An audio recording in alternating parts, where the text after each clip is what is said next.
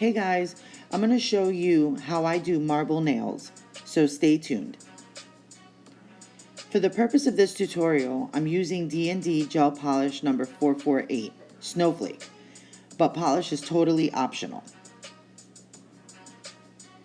If you choose to use a polish, I highly recommend using a gel polish that is light enough to show the colors that you will use to marble. Otherwise, you run the risk of the colors not showing the way you might like.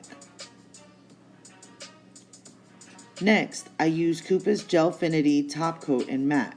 You'll want to cure it for 60 seconds. The reason I like to use matte prior to marbling is that it makes it easier to get those beautiful veins that marbling is most known for. Next, I use Tim Holtz alcohol inks in Pitch Black and Indigo. I picked these up from Michaels and they have a ton of color options. You get 3 different colors per package and they retail for about $13. I also purchased empty nail polish bottles from my local nail supply store, but they can also be purchased on Amazon. I like using these because it makes it easier and neater to control the amount of alcohol ink you apply to the nail.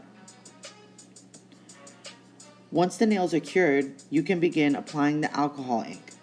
I don't have a specific method for applying. You can just dab wherever you want to see the color you are using. In this case, I start with Pitch Black and then go in with Indigo. I like to make sure I cover the entire nail, but I'm careful not to flood the cuticle area as it can be difficult to get off right away. Once I'm done applying the alcohol ink, I use an old cleanup brush. It doesn't have to be any specific type of brush, it can be whatever you have on hand. I dip the brush in acetone and begin dabbing the nail. Again, there's no specific way to do this other than preference. As you can see, the acetone will disperse the alcohol ink and veins will begin to develop. Continue dabbing in areas that you want to break up. You can always add more alcohol ink to areas that may have dispersed too much. Another thing to keep in mind when using alcohol ink in the color Pitch Black is when you dab it with acetone, it will change color as you can see on the nail and when I wipe on the paper towel. So you'll want to keep this in mind when selecting the colors you want to use. I've only seen this color change happen with the Pitch Black.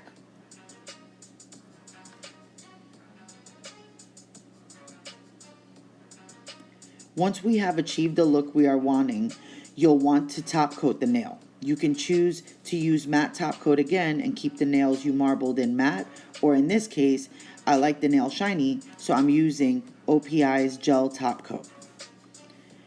I find that the top coat gives the marbling effect more dimension and just makes it look so beautiful in whichever top coat you choose.